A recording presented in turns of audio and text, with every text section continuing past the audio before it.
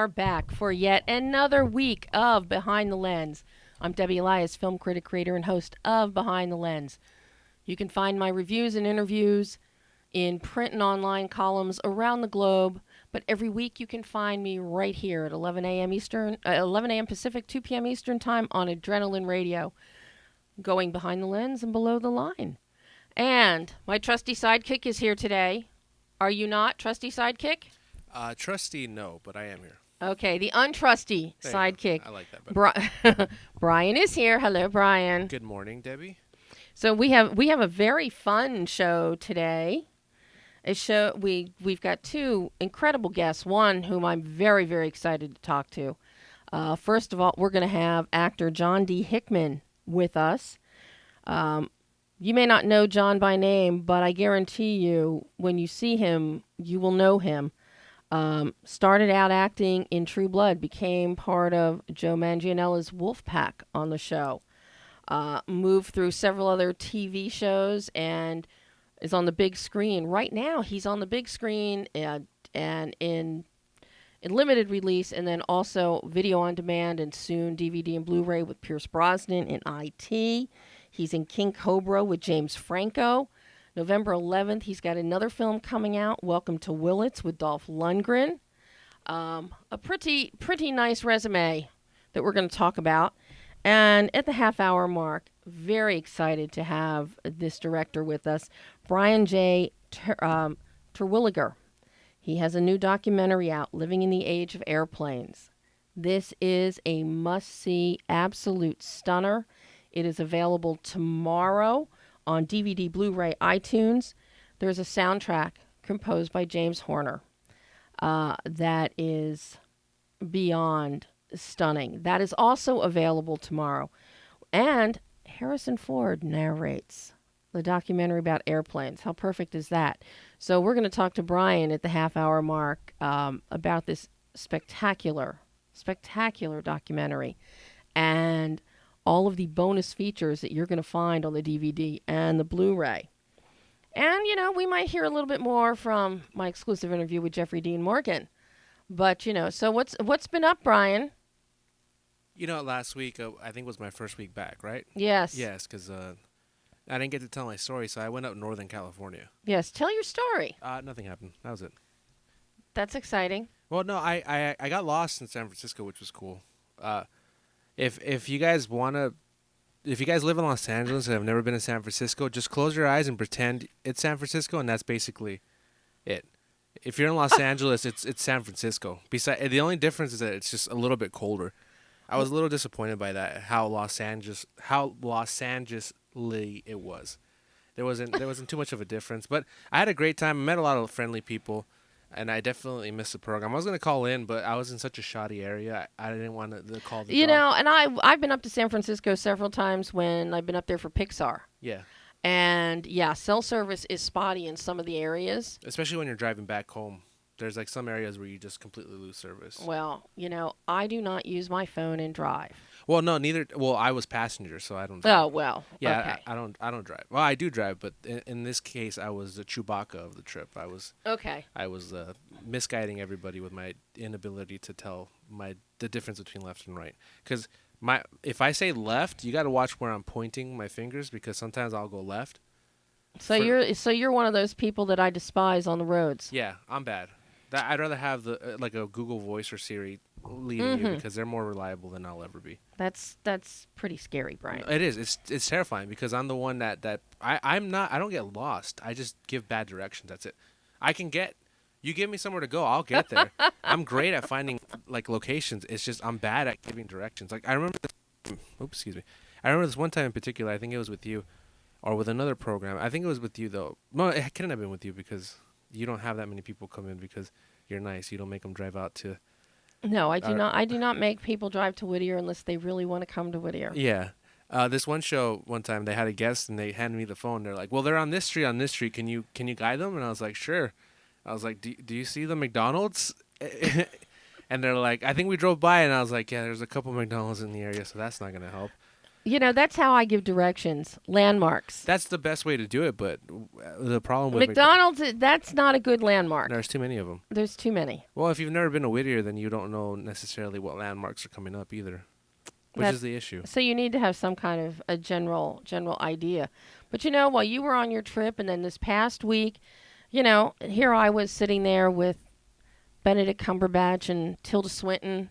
Yeah. On Friday. You showed me photos for a lovely press junket for Doctor Strange.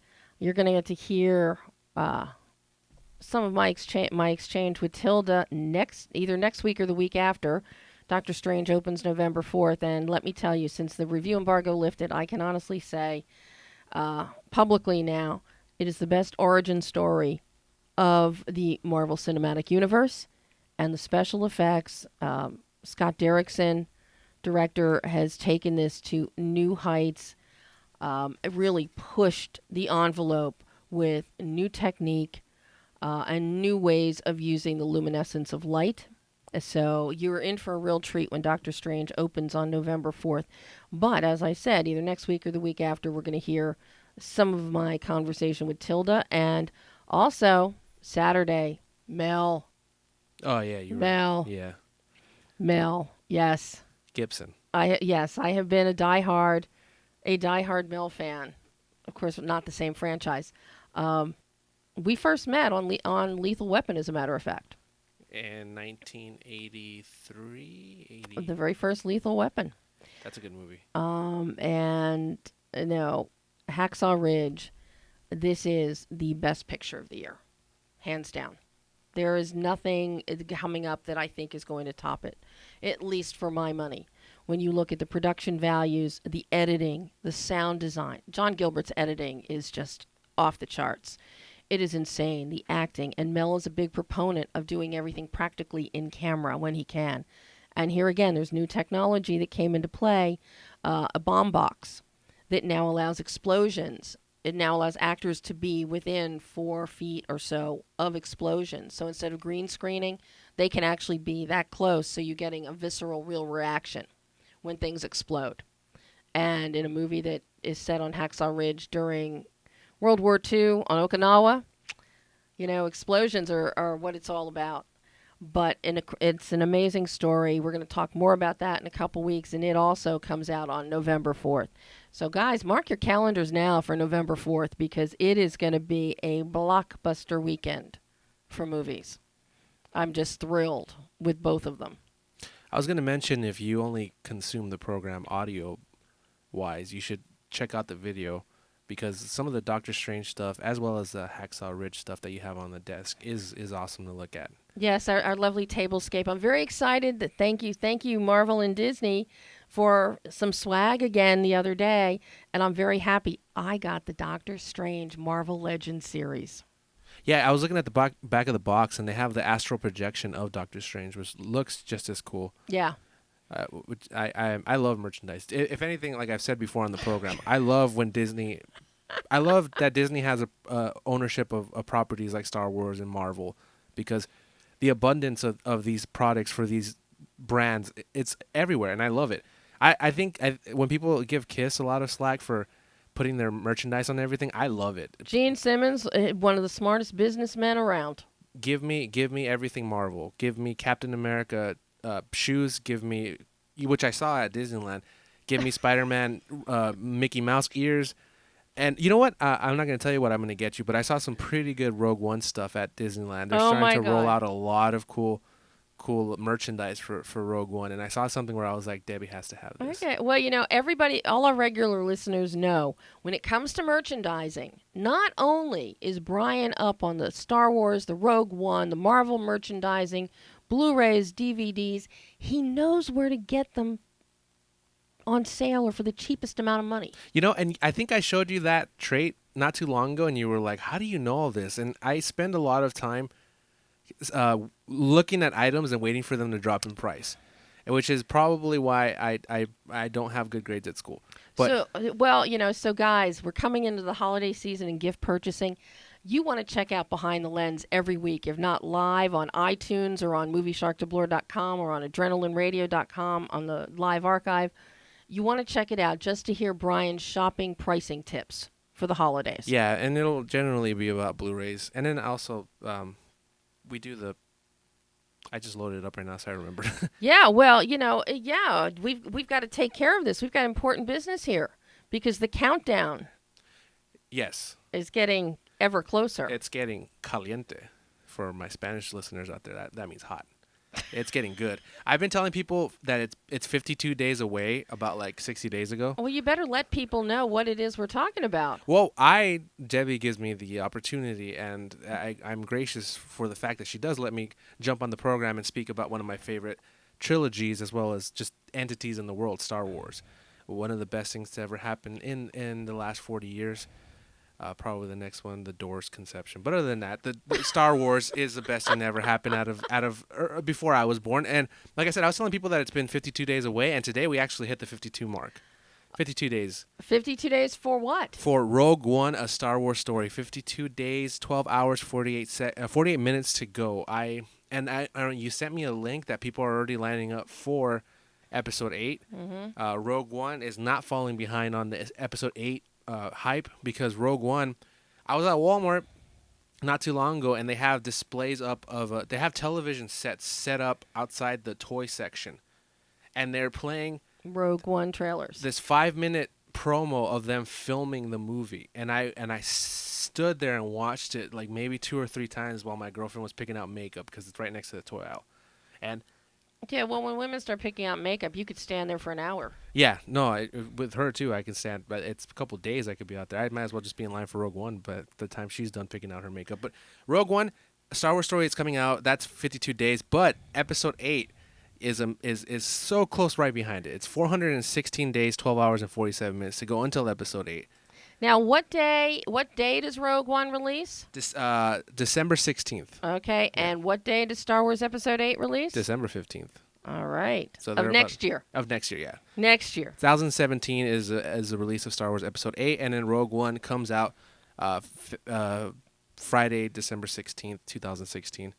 And Very excited. But I mean, if you really look at it, I mean, it'll come out the 15th for most people that go watch it. At that 8 o'clock, yeah. Yeah. The nighttime shows, which has become a big thing now. You know, when we hit the 60 mark, I expected movie theaters to start selling advanced tickets like they did with Episode 7, but so far, nothing. Like there has Really? been I don't know if it's because of the Halloween season, or maybe they're doing a different marketing ploy this time around, but I don't see why not. But I remember Episode 7 was sold out by this point. At this point, when we were 52 days away from Episode 7, Yeah. it was already like I had to wait 2 weeks to watch it, because I didn't get tickets, because I was like, well, I'll just go buy some. No. Not in the way that movie theaters are constructed now, where they have the assign your seats. There's no way that you're gonna just go. There's the days of showing up to a movie theater and just purchasing a ticket and sitting down are not long gone, but it's very few and far between theaters that I can find. You know, I'm not big on assigned seating. I believe in just getting there early enough so that you can get the seat that you want, Yeah. or near the seat that you want. But then again, for the ticket prices today, yeah, I can understand why people do want to be able to pick their seats, because some of these ticket prices they're up there. Yeah. Would I pay $25 for a ticket to see a movie? Never. No, you know what? I don't. AMC has these where if you watch it before noon, it's like $6-7, which is about my comfortability range for movie theaters. And typically, when you go to the early matinees, you get, they're not that crowded. And there's no kids. Well, except during the holidays and the summer. Well, yeah, but there's no kids. There's no kids. When high school starts back up, I'm so excited. I'm like skipping through the streets again. No, nobody's gonna hit me with their skateboard. I'm not gonna be judged. Okay, wait a minute. The whole idea of Brian skipping through the streets. I skip.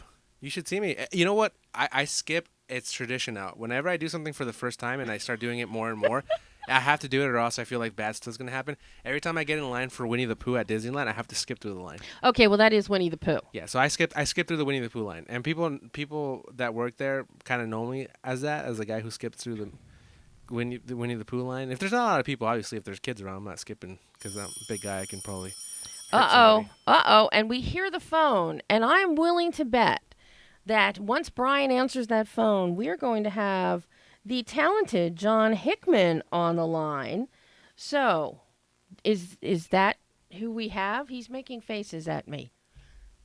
You guys, you really have to watch the videos just for the entertainment factor of me talking through glass to Brian.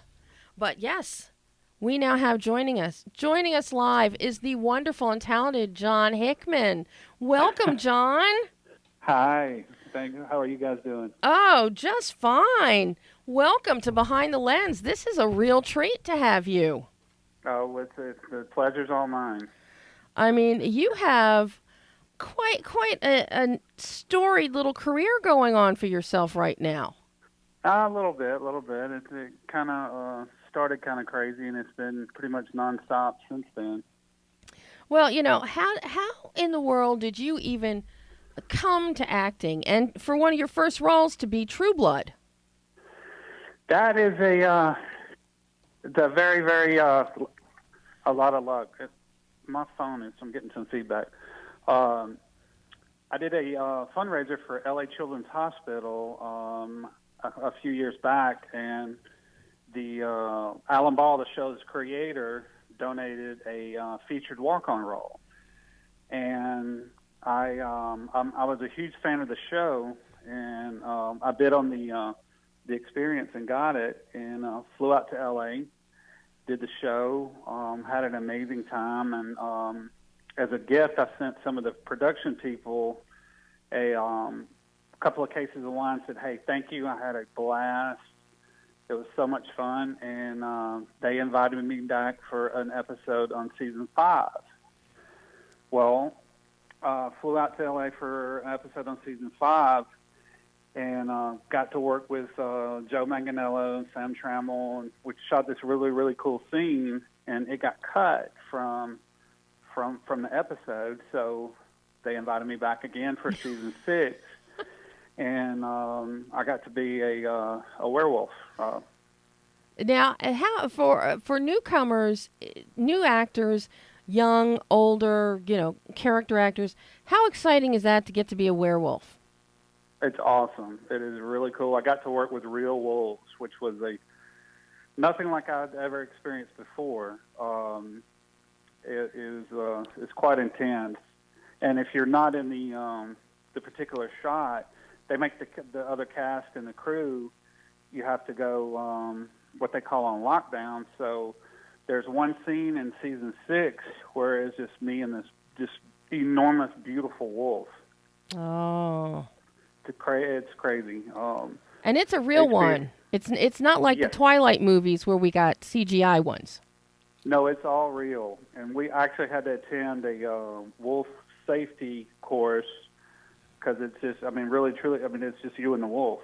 And you kind of have to know what to do, how, and they're good for about one take. And so there's a lot of pressure on you. You got to hit your mark because, you're working with this wild animal.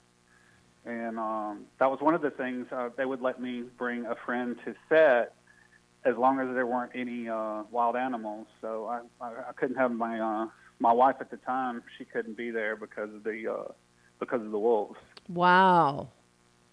That's some way to get started in the business, because were you acting prior to your adventures on True Blood, or this just came out of the blue? Not really. I had acting in high school and a little bit in college, but nothing major. I kind of had to pursue my day job, and it's just it was completely by accident. I've told that story a few times, and with each role, I've tried to get a little better each time and getting more experience. And they had promoted me to, after the season 6, to show regular. Well, going into season 7, the writers did away with the werewolf storyline, so I was a pretty sad unemployed werewolf. That's pretty sad. That's very sad, but that's the game in Hollywood, unfortunately. Now, when did you decide that you really wanted to pursue acting and go deeper and make this more of a full-time career? Well, the after that first day, I realized, I'm like, this is the coolest thing in the world. If I could get something like pretty regular, then I would pursue it. And everybody at HBO was amazingly nice. All the, it was a kind of a surreal experience going to set and working with, working on your favorite show. Because at the time that was my favorite show. And I've gotten a lot of advice from several of the cast members. Like, the very first day I'm working with Anna Paquin, which that can be a little intimidating working with the Academy Award-winning actress. So, at times I kind of feel like I was over my head, but everybody encouraged me that I could do this. It was an amazing experience. Well, and since then, right now, you're in IT, Pierce Brosnan's film, which Yes. I saw. I love that film. Awesome film. The intensity of that film is just, and in today's, cyber world, it is so It's topical, and it's very scary. That's an understatement. Very, very scary. And I had to do that film in Ireland. The whole thing was shot in Dublin, Ireland, which when I got the role, I was like, there's nothing Irish about me. I just read that it was filmed in Ireland. I just assumed it was going to be in Ireland. And I was like, okay, I got this. I can go to Ireland and work with 007. And got over there and realized that the film supposedly takes place in Washington, D.C. Mm-hmm. So, funny story about Pierce Brosnan. A lady friend of mine that was a huge Brosnan fan wanted to go, and some production places I can bring someone to set. Some of them I can't. And he was the nicest, most charming man in the world, in which that scored huge points with her. That very, very nice man. He is. I worked with Pierce back in the days of Remington Steele, and he was charming. He was lovely. Very. He was wonderful, and I've interviewed him countless times since then, and he is still as wonderful, as funny, and as warm as he was 35 years ago. Wow, yeah, that was that. We actually had some fun after we wrapped that night, and he invited me out to have a beer after we finished, which is a little surreal as well. To be drinking beer with James Bond, I was like, whoa.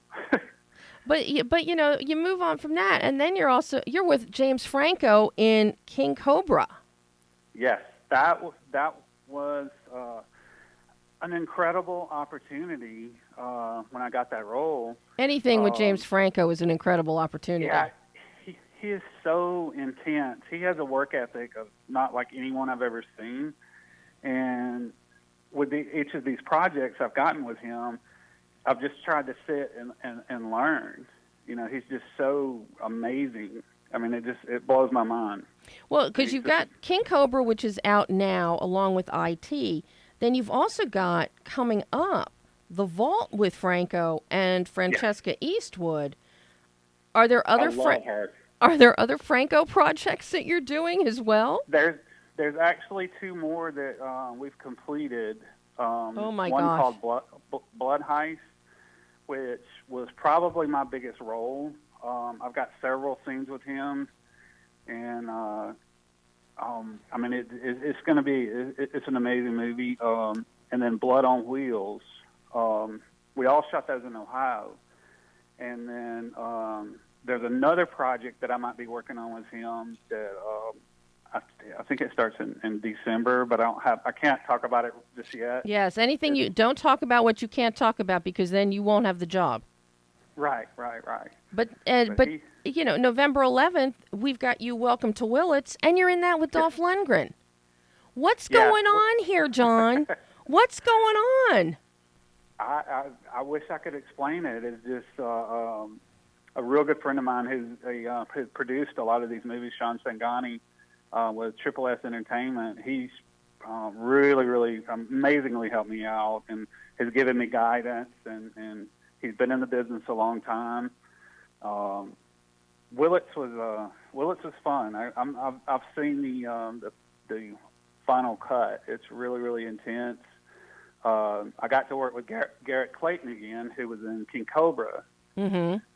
and Karichi Tran, who is very, very nice lady, beautiful, great actress.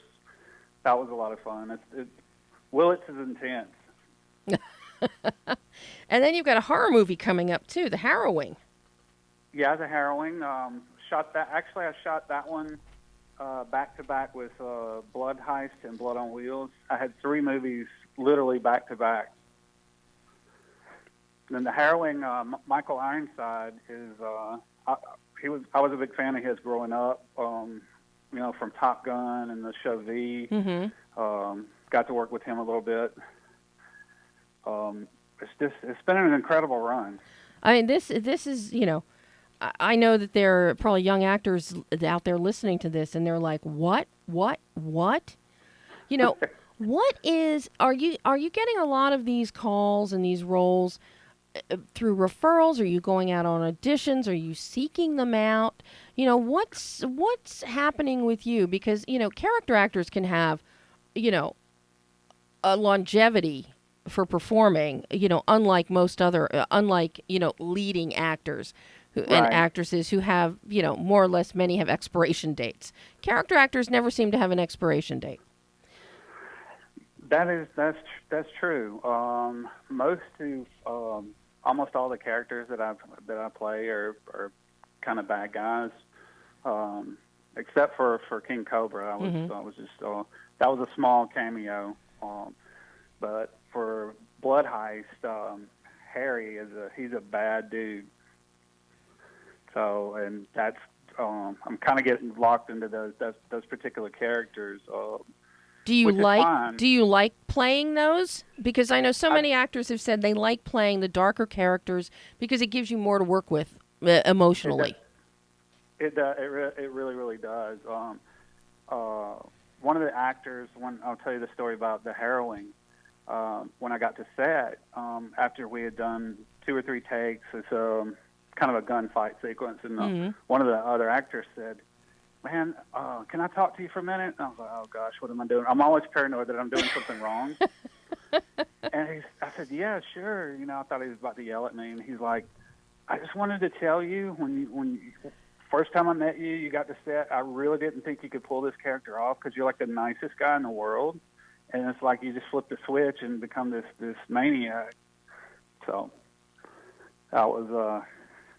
I'm always scared of doing stuff wrong. Well, see, that keeps you on edge. That gives you a little edge to your performance, I think.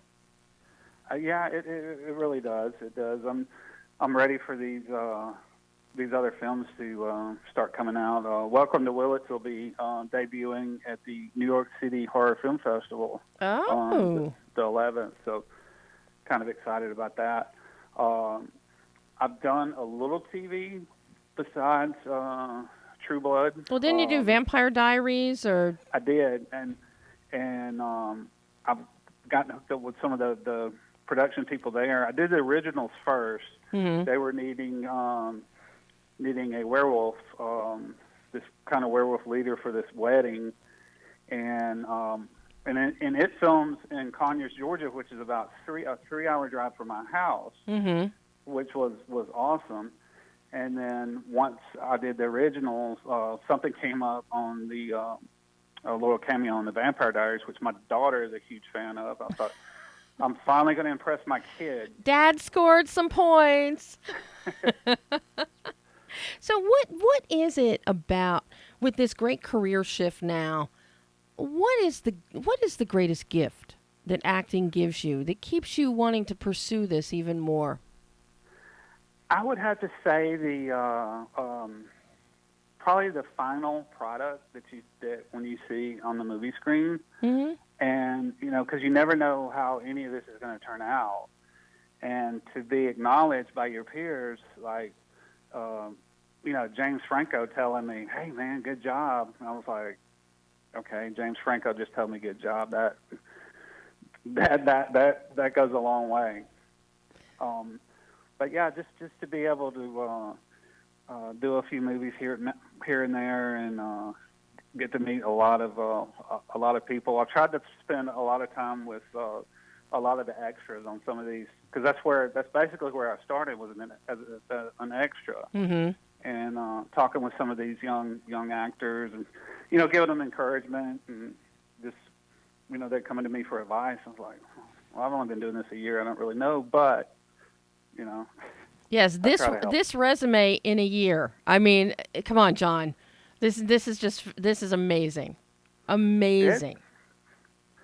Yeah, it's almost like it's not real.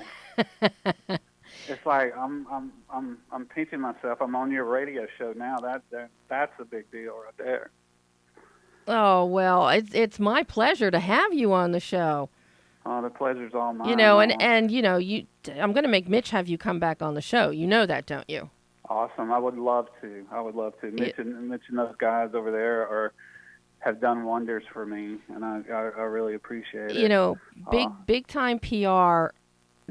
Sylvia and her team. Yes. And Sylvia's been on the show before, but they are one of the finest, most ethical groups of publicists in this industry, and they love catering to the up-and-comers. They represent Al Coronel. Al, who has been on the show, with The Last Ship, and now he's in the new Logan movie. Yeah. Yeah. Al, I'm happy to say, is a friend of mine, and it's because of Sylvia and Mitch and Tiffany and Karen. Yeah. They do a great job. So, I've been really impressed. And it's very important to get yourself representation, would you not say? Yes. Oh, totally. There's no way I could do any of this without them, and people that I trust in the business, and that have kind of guided me along the way. Has been vital. The whole that's how the whole movie thing started. Was a guy that I worked with on True Blood that played Samurai Light. He was friends with Sean, that owns Triple S Entertainment. They did a movie together, and I had contacted Sam, and they were needing some help finishing this movie called All Mistakes Buried, and that's how I met Sean, was through Sam. And then Sean and I have done 7 films together, over the last year. So that's how the movie thing started. Yep. Well, John, unfortunately, you and I are out of time today. Oh, okay. But well, thank you. You're definitely coming back on the show. Anytime. It will be my pleasure. Thank you so much. But in the meantime, people can catch you in IT. It's on video on demand. It's available on other platforms, because that's where I saw it. King Cobra with James Franco on the 11th. Welcome to Willits. And then Blood Heist, Blood on Wheels, The Vault, The Harrowing. They're all coming down the pike in the next few months. Yes, absolutely. John Hickman, thank you. Thank you so Bye-bye. much. I'll talk to you guys later. Bye. Okay, bye-bye. And that was actor John Hickman. So casting people, directors, look him up, check him out. He's got some chops as a character actor, and he's going to be around for a while. And now, I am beyond excited to welcome the wonderful Brian J. Terwilliger.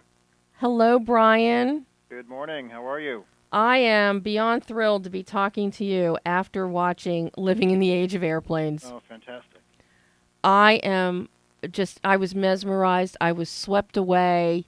My heart soared watching this movie, and you wanted me to go running to the nearest airport to go travel somewhere. That's great. This is, and I watched all of your extras, all your special features too. Oh, cool. Great. This is an amazing documentary, Living in the Age of Airplanes. Now, you yourself are a pilot. I am, yes. You have been for more than a little bit of time. Yep, 20 years or so. This is a whole new way of looking at airplanes and air travel, and how integral it is to our life. As, to borrow from your own script, fascination to frustration with flying. Yeah. It's with the advent of flying that, the world took off, literally. Mm-hmm. No, it's true. Very true. I find it so ironic that 100 years ago, when airplanes, were first invented with the Wright brothers, the fascination was really at an all-time high, and certainly the next 10 or 20 years. People were amazed by humans in flight and all the possibilities. It was just incredible, but it was so impractical and dangerous, of course, and cost prohibitive. And at best, one passenger at a time, you could go a very short distance. Now we have the most options we've ever had. Aviation has evolved to the best it's ever been, and yet our view of it is, I'd say arguably at the all-time low of appreciation. Mm-hmm. So there's a real irony in that juxtaposition. And that's something that you address head on with Living in the Age of Airplanes. You have broken this into essentially 5 chapters, 5 segments. That the progression is so beautifully done. We've got the world before the airplane, then the portal to the planet, which that one segment alone is one of the most beautiful travelogues of the world I have ever seen. Then you've got redefining remote, because nothing is remote anymore thanks to air travel. Right. The world comes to us, which has one of a stunning sequence, your flower sequence, mm-hmm. Mm-hmm. And then perspective, changing people's perspective. How do you sit down and decide, well, I'm going to make a film, I'm going to make a documentary about airplanes and flight, and then you pick out this particular tact and then hone in on your specific narrative through line? Well, that was by far the trickiest part, I think, actually, of figuring out how to structure the story, because it doesn't have a main character or a natural arc, or we're not following a timeline of any sort, where many documentaries, there's a character arc of some sort of something linear, and there's nothing actually similar to that in this film. It's very conceptual, and it's very much kind of in your head, really, and it's your own experience coming in, and then you come out the other side of this seeing and thinking differently. But because of that, it is a very tricky thing to structure. So with a thesis of how has the airplane changed the world, there's probably 1,000 ways to tell that story. And for me, we did a lot of research. I had a team. We started brainstorming and thinking of all the different possible ways this could come to life in a documentary, and then started narrowing that down, ultimately structuring it sort of into parts. But at one point, there were no actual parts. It was conceptually into different sections, but late in the post-production process did we literally segment it up into the parts, which really helped compartmentalize, literally and figuratively, narratively, all of those things. And it kind of puts it into pieces and makes a sort of linear structure mm-hmm. to the story, because you need the backstory, the world before the airplane, before you can really understand that an airport is a portal to the planet. We enter one building and come out another. In that sort of order, it really was important. So it was a very evolutionary process editorially, and in the making of the movie, it continued to just take shape. So it was pretty fascinating, actually. Well, and for me, it's like I'm watching it in your first segment, The World Before the Airplane, and you're going through the wheel 5,000 years ago. The sea connected 6 continents and allowed us to map the world for the first time. Right. We hit the sky 200 years ago, train, 175 steam engine. I mean, it's the progression. It took me right back to elementary school, and I'm thinking, oh, my God, I really did learn all this at some point. Yeah. And then in the way it presents it, I certainly... we worked really hard to make it different than anything we've ever really seen before, because typically it gets into all the details and, some of the specifics and the milestones and the names of very specific times or places or people that did mm-hmm. very specific things. But in just a few minutes, it takes you through basically the entire history of transportation at a very high level. And the higher level it is and the more broad it is, I think the more impactful it is, because it's more emotional mm-hmm. and you feel it.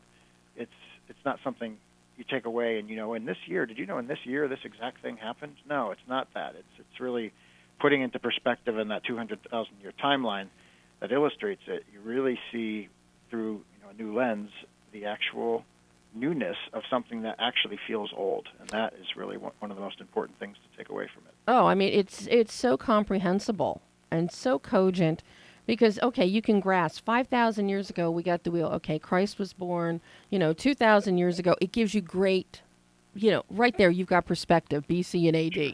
Yep. And you just move from there. But then what also aids you that I just found so stunning was the disappearance of infrastructure, as you take us on this visual journey where there is, there is a rock, there's a tunnel, there's a road, there's a car, and then you strip all that away in what looks like very simple dissolves, but it's this great compositing of deconstruction.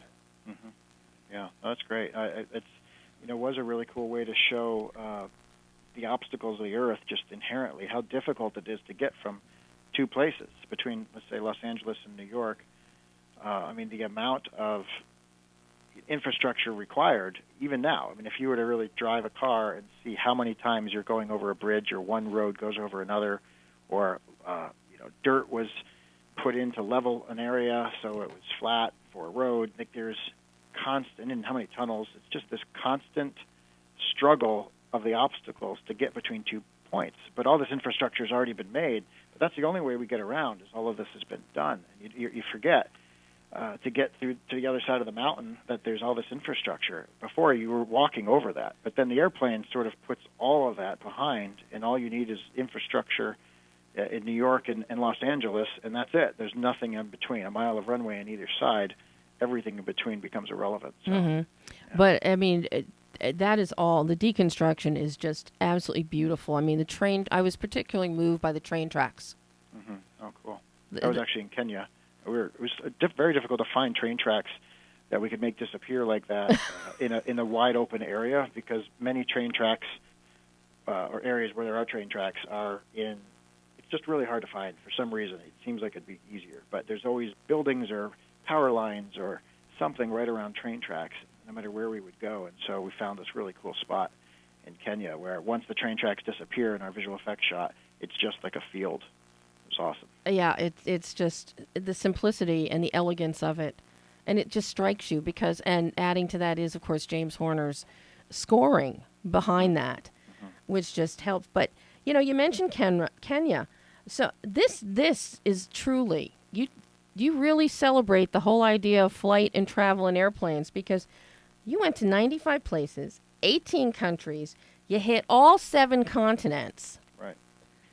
How do you logistically plan out a film like this and pick the points that you want to go travel to showcase? You go all the way to the South Pole. You go to the end of the world, the tip of South America. You're in the Maldives, which I have to say, that split screen, the underwater camera work with the seaplane, stunning. Oh, thank you. Absolutely gorgeous. Yeah. How do you decide the locations and where you're going? Well, it's a big world, and as many places as we went, it's truly just a fraction of the possible places we could have gone. So, I guess sort of dividing into segments, trying to find remote places that are going to be very visually appealing and unique to the viewer, not necessarily places they've seen before or seen a lot of.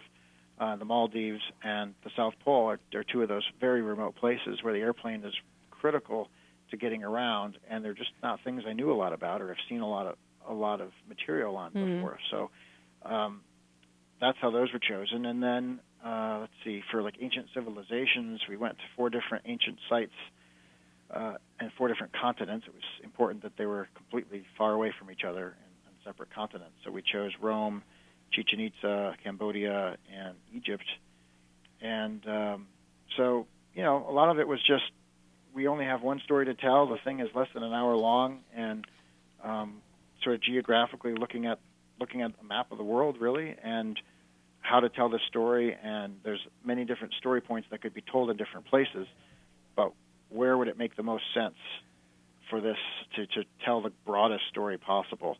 And you can't have infinite locations. It's it can only be so many. It doesn't feel like 95 places, I don't think, when you see the film. No, not at all. No, because you really have to feel like you really are in a place and are digesting it, and so it has to be, it has to be a flow to it. So, it took a lot of pre-planning to figure that out on paper, and then the logistics of executing each shoot. But, week by week, month by month, it all came together. Yeah, and I know this stretched over a 6-year time period.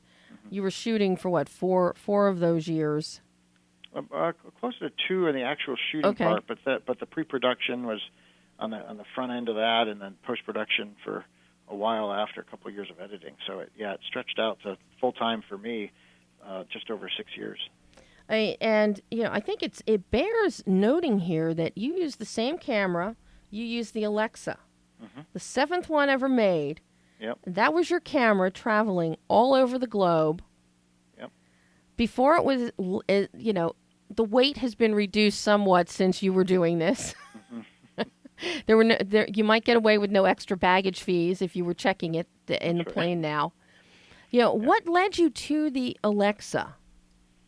Well, it was just coming out. It was the summer of 2010, and we'd seen some camera tests and knew it was coming out, and everything we heard about it was just really, it was going to be this revolutionary camera, and it was also something that potentially we could buy, where a lot of the cameras we could only rent, and it was important that we buy one, and we felt the best camera that we could actually buy, and we needed to have it all the time. That's why it was important to buy and not rent it, because we were traveling so extensively, and our shoots often would go long, or we would go to another location and wouldn't come back, and if we had a rental that was dictating that we return to Los Angeles to get the camera back, it would be a real big problem for us. So it was really the best camera we felt that we could actually buy, but it wasn't yet available, and this was in the summer of 2010. But we were able to get on a list and sort of make an appeal to the company, and we had some meetings, and they loved the project, and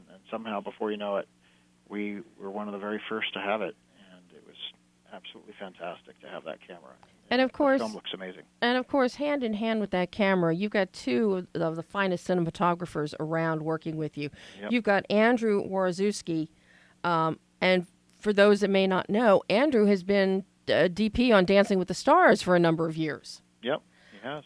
And then, of course, Doug Allen, who worked with the ultimate challenge of documentarians, Werner Herzog, when he did Encounters at the End of the World. And Doug did your South Pole sequencing. With Doug? Oh, Doug Allen. Doug Allen, yeah. Yep, yeah, he did. Absolutely did. What led you to Andrew and Doug for these projects? Now, Andrew, very rooted in documentaries. I mean, I'm a huge fan of, Dear Mr. Watterson that he shot. Cool. And, of course, Doug, I'm a huge fan of what he did with Werner. What led you to these two gentlemen, and how excited were they to get to play with the brand new Alexa? Well, yeah, we were all, I think everybody was so thrilled to have this camera. Andrew, is just he's amazing, incredibly talented guy. He just totally understood this project from our very first conversation, how important it was to tell the story with this camera, and the visuals were really a huge part of the storytelling, and we kind of approached it like a commercial in the sense of how much care and thought and time went into each and every shot. And he didn't even flinch at that. So that was really, really important to me. And we got along great, and just traveling the world together was a very memorable time, I think, indeed. And the South Pole was so extreme. I didn't even know if I was going to be able to, basically deal with the elements, because I'm not a camper, and you're camping, believe it or not, in tents at the South Pole and in Antarctica.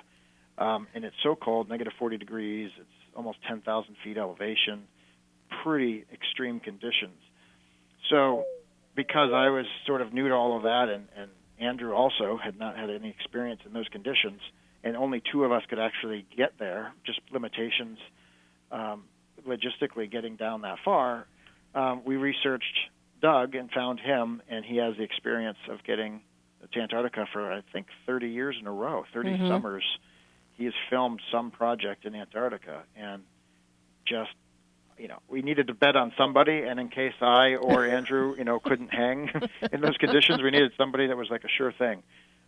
And Doug was that guy. As it turns out, he actually had never been to the South Pole. And all the trips he's ever done to Antarctica, 30 years in a row, the South Pole is a place he's never been, because it really is so extreme. It's not just Antarctica, it's getting all the way to the pole, which takes 2 more flights to get there. It's so far away. It's incredible. So anyway, he was fantastic, and working with the camera there, it was incredible. Got all the shots we needed, and never failed us. I'm curious, because the Alexa was so new at the time, and you're going into such extreme conditions, the South Pole, you're in the desert in Egypt, you're in the jungles, you're in the Maldives.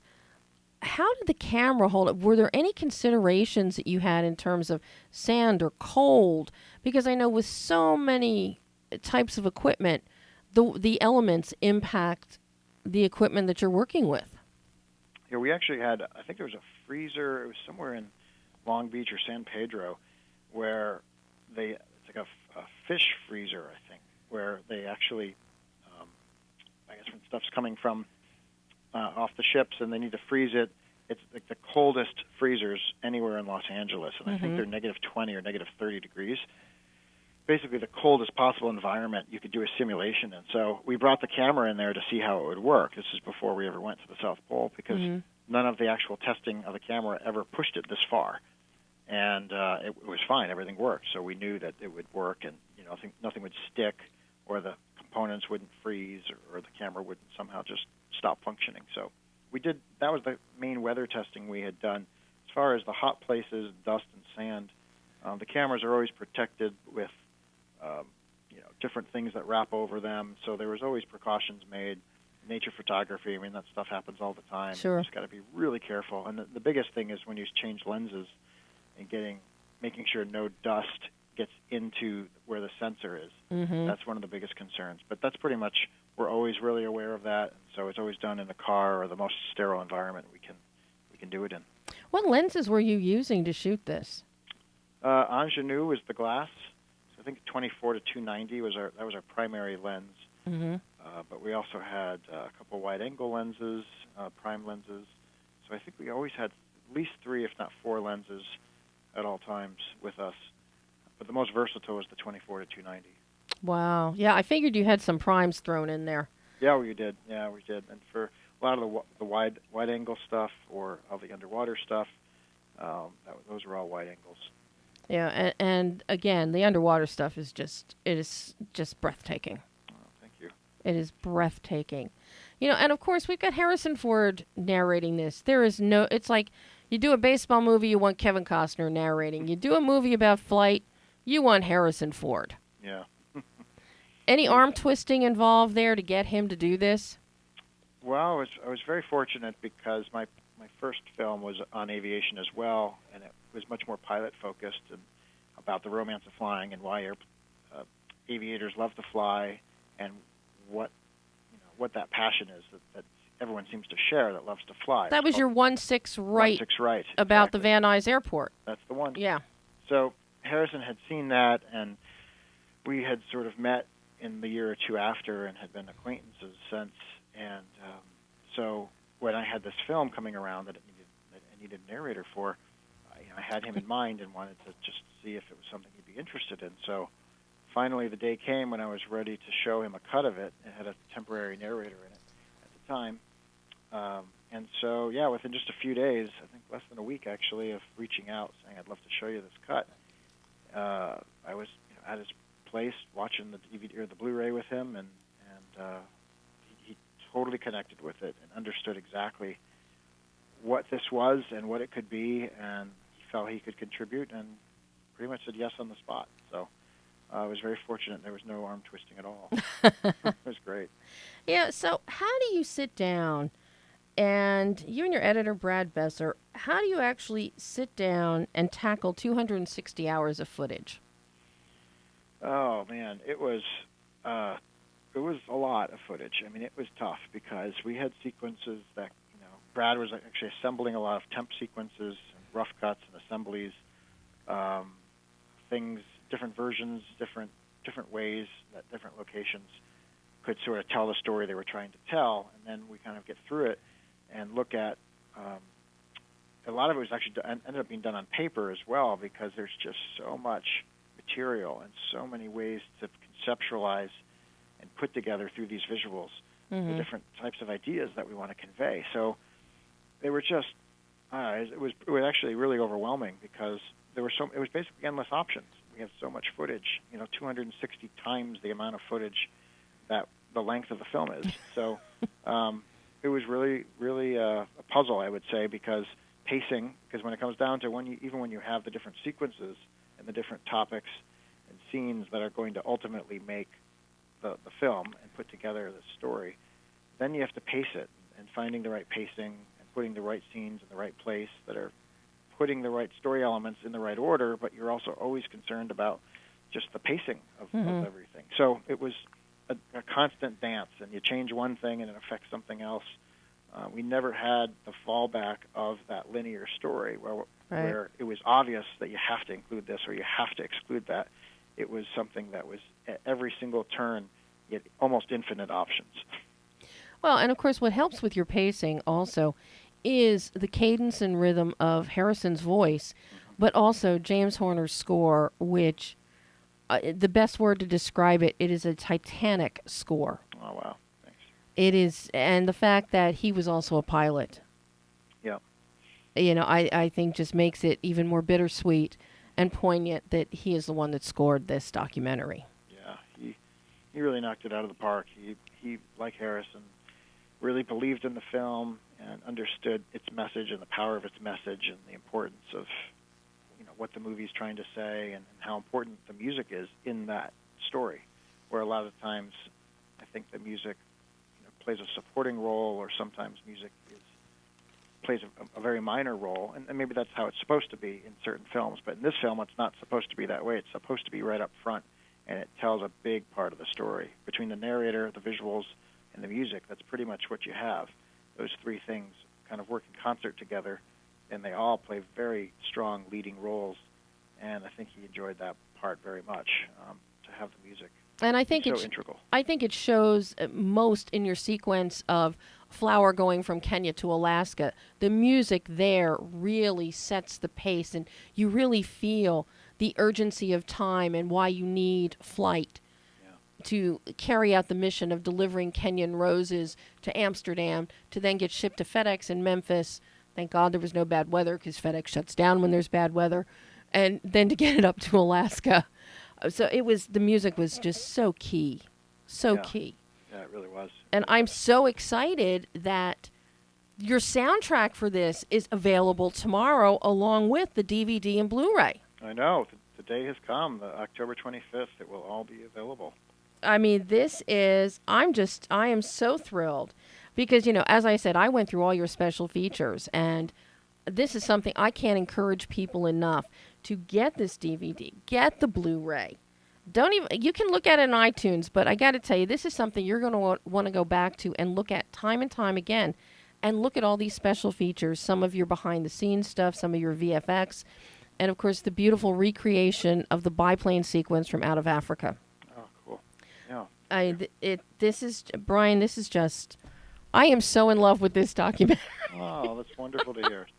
I would have loved to have seen more than 47 minutes. I know. Well, there was a lot more, but they were the best 47 minutes to tell the story. I feel confident with that. Oh, well, let me tell you, it definitely is the best for me. And unfortunately, we're out of time today. Well, thank you for having me. Oh, Brian, this has been an absolute delight. I was so excited to have you on the show, even before I watched the documentary. And then once I saw it, I just was like, oh, my God. Oh, thank you so much. Oh, everybody is going to want to go take a trip somewhere. Brian, thank you. And everybody can get Living in the Age of Airplanes and the soundtrack everywhere tomorrow. Yep. Great. Thank you, Brian. I hope you will come back on the show again. I'd love it. Thank you. Great. Bye-bye. Take care. Bye-bye. And we're out of time, aren't we, Brian? Just about. He's nodding his head. He's not talking. He's nodding his head. So. Yes, we are. Yes, we are. Yes, we are. Well, next week, we are going to have in studio Oscar winner, sound designer and editor Mark Mangini is going to be with us for the full hour. So, and it'll be Halloween. And, of course, one of Mark's first films that he did sound on, the original Poltergeist. So this is going to be a fun show for Halloween next week. And, of course, coming up in November, Jane Clark is going to be back with us. The head crazy bitch is going to be back talking crazier bitches. We're going to have the filmmakers from the new film All in Time. Ben Melman, who directed I Blame Monty Hall, is going to be with us. And we're going to have the cast and crew of The House on Pine Street coming up as well. Guys, we're already booking into December for Behind the Lens, so you don't want to miss a single show of what's coming up. So, Since we're out of time, I'm Debbie Elias. This is Behind the Lens.